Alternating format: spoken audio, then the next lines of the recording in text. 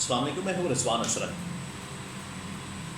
शहबाज शरीफ, वज़ीर आज़म शहबाज शरीफ और army chief general Asim Munir का जो दौरा चाइना मुकम्मल हो गया है और मुकम्मल होने के बाद कुछ अहम तरीन इंफॉर्मेशन और तफसीलात मेरे पास पहुँची हैं, आपके साथ में शेयर करता हूँ कि ये जो आखिरी दिन, बिल्कुल आखिरी दिन थे शहबाज शरीफ की और army chief general Asim Munir की चीनी सदर शी जिनपिंग के साथ जो मुलाकात हुई है उसकी बहुत अहम तरीन इंफॉर्मेशन मेरे पास मौजूद है। वहाँ पर क्या डिस्कस हुआ है, वहाँ क्या बातचीत हुई है, वहाँ क्या एजेंडा था, चीन की तरफ से किन तहफ़्फ़ुज़ात का इजहार किया गया है पाकिस्तान के मौजूदा हालात वाक़ियात के ऊपर, और फिर आगे से शहबाज शरीफ और आर्मी चीफ की जानब से किस किस्म का रद्द-ए-अमल आया है, और वापसी पर पाकिस्तान में जो army chief general Asim Munir की जानब से जो पाकिस्तान की इस्टेब्लिशमेंट है उनको जो इस हवाले से ब्रीफिंग दी गई है उसके बारे में मैं आपके साथ इंफॉर्मेशन शेयर करता हूँ। सबसे पहले तो आप इस बात को समझ लें कि ये तकरीबन कुछ 4-5 दिन का दौरा था जो कि मुकम्मल हो गया, ख़त्म हो गया, और बिल्कुल आखिरी दिन army chief general Asim Munir की और शहबाज शरीफ की मुलाकात हुई चीनी सदर के साथ, जो सबसे अहम मुलाकात थे। और बाकी 4-5 दिनों के अंदर तो शहबाज शरीफ क्या करता रहा वो आपके सामने है। कभी दुकान का इत्तफाक़, कभी कहीं का इत्तफाक़, कभी कुछ, उसका तो कोई फ़ायदा नहीं। काम की जो बात थी वो सिर्फ 2-3 घंटे चीनी सदर के साथ मुलाकात, वह इतनी सी बात। आप थोड़ी देर के लिए जाएं, एक दिन के लिए जाएं, 12 घंटे के लिए, 18 घंटे के लिए मुलाकात करें, वापस आ जाएँ। 5 दिन का दौरा बस डिले करना है क्योंकि बजट यहाँ पर पेश करना है, पैसा है नहीं, पैसा पहला मौजूद नहीं, ख़जाना खाली पड़ा हुआ है, बजट कहाँ से दें। इस वजह से डिले करने का एक ये रास्ता इन्होंने निकाला कि चलो चाइना जाके बैठो, ताकि पाकिस्तान में होंगे ना बजट पेश करेंगे। तो अब वापस आ गए हैं, लेकिन वहाँ जो चीनी सदर ने आमने सामने बैठ के जो बात की है वो अब आपको मैं बताता हूँ। 2 इस तरह से लाइनें बनी हुई थी, और एक साइड पर पाकिस्तानी ऑफिसर्स, पाकिस्तानी हुक्काम, पूरी काबीना और पूरी जान जुम्मा बाज़ार जो ये अपने साथ लेकर चले जाते हैं, उनकी ज़रूरत नहीं होती। तो भाई उनकी ज़रूरत क्या है, तो आप जाएँ काम के 2-3 आदमी लेके बात करें और बात ख़त्म करके वापस आ जाएँ। पूरी जंग लेकर बैठे हुए, एक साइड थी नून लीग या ये गवर्नमेंट की, ये दूसरी साइड थी जहाँ पर चीनी ऑफिसर्स बैठे हुए थे, जिसमें चीनी सदर शी जिनपिंग मौजूद है। इस साइड पर शहबाज शरीफ उनके सामने और army chief general Asim Munir, और वही टाई पैंट कोट के अंदर, और उधर चीनी सदर, ये आमने सामने, बिल्कुल आमने सामने। अब यहाँ पर जो है चीनी सदर ने अपनी गुजारिशात, अपने तहफ़्फ़ुज़ात और अपने जो तशवीश है उससे आगाह किया, और इस हुकूमत के सामने और इस्टेब्लिशमेंट के सामने, और अब उनको पता है, उनको इस बात का पता है, इस बात का अंदाज़ा है कि पाकिस्तान के अंदर जो पावर का सेक्टर है, पावर का जो मरकज़ है वो है पाकिस्तान की इस्टेब्लिशमेंट। और उनको पता है कि ये शहबाज शरीफ के साथ जो बंदा बैठा हुआ है army chief general Asim Munir, powerful ये है, ताकत इसके पास है, अथॉरिटी इसके पास है, इख्तियारात इसके पास है। ये सिर्फ एक डमी है, पुतला है। वो इमरान खान इनके बारे में कहता होता है ये पुतले हैं, ये पुतला है, कठपुतली होती है, कठपुतली छोटा लफ्ज़ है, पुतला अच्छा लफ्ज़ है, पुतला। ये शहबाज शरीफ ये पुतला। असल जो ताकत का मरकज़ है, जो ताकतवर आदमी है, वो तो साथ बैठा है जनरल आसिम। तो पहला जो है फिर मामला चीनी सदर की जानब से जो रखा गया, उन्होंने कहा कि एक तो हमें सिक्योरिटी का बहुत ज़्यादा इशू है, बहुत ज़्यादा इशू है। देखिए, अब मैं आपको एक और बात बता दूँ, ज़रूरी बात, फिर इसी के ऊपर मैं दोबारा से आता हूँ।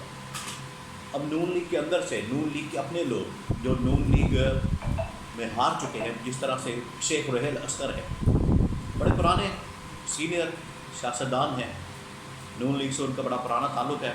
अभी वो साजिश की नज़र हो गए, इंटरनल जो पॉलिटिक्स होती है नून लीग के अंदर, उसके शिकार हुए और अपने हलके से हार गए। उनके हलके से वसीम कादर PTI के टिकट से जीता और बाद में नून लीग के अंदर बढ़ गया। तो शेख रोहेल अस्कर ये कह रहा है कि आप किस मुँह से जाके कहेंगे चाइना को कि हमारे यहाँ पर इन्वेस्टमेंट करें? वो पागल है, बेवकूफ़ है।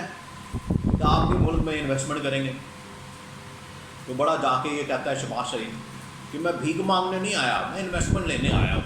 تو انویسٹمنٹ کہاں سے آئے گی؟ پیسہ آپ کے لیے لے کے بیٹھے ہوئے ہیں، کوئی نہیں آنی انویسٹمنٹ. یہ وہ الفاظ ہے شیخ رحیل اسکر کے.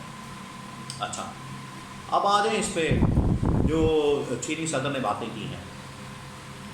چینی صدر نے کہا ہے کہ ہمیں ایک تو سب سے پہلے سیکورٹی کا بہت بڑا مسئلہ ایشو ہے، اور ہمارے وہاں پر بندے مارے جاتے ہیں، لوگ مارے جاتے ہیں، ورکرز مارے جاتے ہیں، کیونکہ بہت سارے جو پروجیکٹس پاکستان کے اندر لگے ہوئے ہیں ان میں براہ راست جو ورکرز ہیں یا انجینئرز ہیں یا جو اسٹاف ہوتا ہے، عملہ ہوتا ہے، وہ 60 to 70%، باقی کچھ 25-30% جو ہے وہ پاکستانی عملہ ہوتا ہے، پاکستانی لوگ ہوتے ہیں.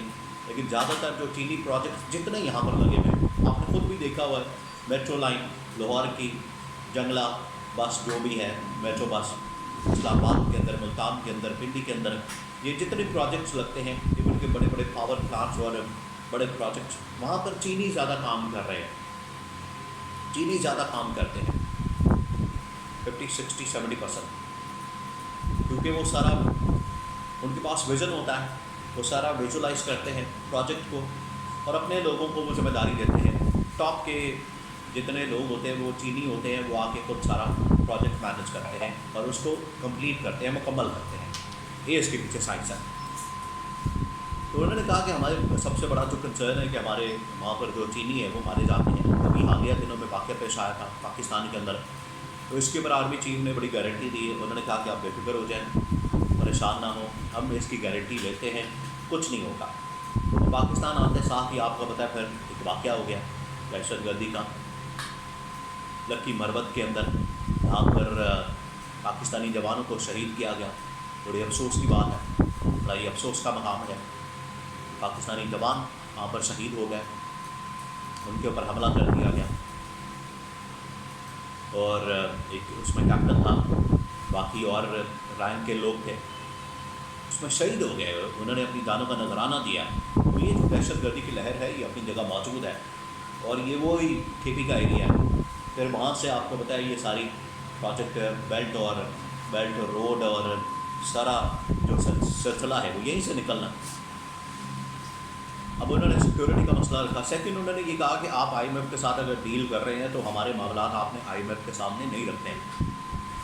یہ بھی انہوں نے کہا. اب تیسرا انہوں نے کہا ہے کہ ہم پاکستان میں کچھ انویسٹمنٹ کریں گے لیکن پروجیکٹس ہماری اپنی مرضی کے ہوں گے. ایک تو وہ ریل کا پروجیکٹ ML1 اور ML کے نام سے جو لگانا چاہتے ہیں، ایک تو وہ ہے. دوسرا یہ کہ ایک ہائی وے بھی بنانا چاہتے ہیں ادھر سے GB گلگت بلتستان سے، کشمیر سے، اور سیدھا کھیپی کے اندر اور اس کے بعد آگے. تو یہ ایک ہائی وے اور ہائی وے کے بعد ایک ریلوے لائن، یہ ان کا پروجیکٹ ہے، یہ ان کا ویژن ہے. کیونکہ چائنا جو ہے وہ اصل میں اپنے انٹرسٹ اور مفادات کو بڑے اچھے طریقے سے سمجھتا ہے، اور ان کو بتایا کہ ہم نے پاکستان کے لیے ایک جو انویسٹمنٹ کا راستہ کھولنا ہے وہ تھرو پروجیکٹس ہے، اور یہاں سے ہم نے اپنا جو راستہ نکالنا ہے پوری دنیا کو. اس کی وجہ یہ ہے کہ ان کی ایکسپورٹ پوری دنیا میں ہوتی ہے. ایکسپورٹ کی بیس پر جو ان کی اکانومی پوری کی پوری کھڑی ہے، جس کی وجہ سے انہوں نے پوری دنیا کو ہلا دیا ہے. سپر پاور کو، امریکہ جیسی طاقت کو ہلا دیا ہے.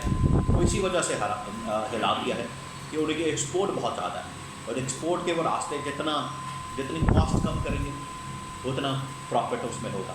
تو وہ پاکستان کے تھرو جو ہے ایک راستہ نکالنا چاہتے ہیں پورا یورپ اور دنیا کے اندر، ان کا مال وغیرہ جائے. تو یہ ان کا آگے ویژن ہے. اگلے 5 سال 10 سال وہ چاہتے ہیں کہ یہ ہمارا کام پورا ہو اور اس کو ہم چلائیں آگے.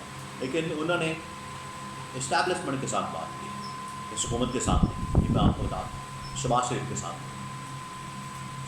کے ساتھ بات کرنے کا ان کو بتایا کہ کوئی فائدہ نہیں ہے.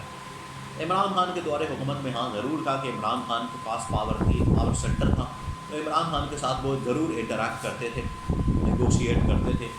اور عمران خان کی جو فارن پالیسی تھی وہ ان کی نسبت بہت مختلف تھی، بہت مختلف تھی. لیکن ابھی کی جو فارن پالیسی اور پوری جو چائنا کے ساتھ پالیسی ہے انویسٹمنٹ اور فارن پالیسی، وہ براہ راست اس وقت چل رہی ہے اسٹیبلشمنٹ سے. اس وقت سے آرمی چیف خود ساتھ گئے اور چینی صدر کے ساتھ ملاقات کے اندر خود آمنے سامنے بیٹھے ہوئے تھے، اور چینی صدر نے بھی ساری جو گزارشات، تحفظات اور تشویش وغیرہ جو بھی شیئر کرنی تھی، تو انہوں نے عالمی چیف جنرل ناصر منیر کے ساتھ شیئر کیا ہے۔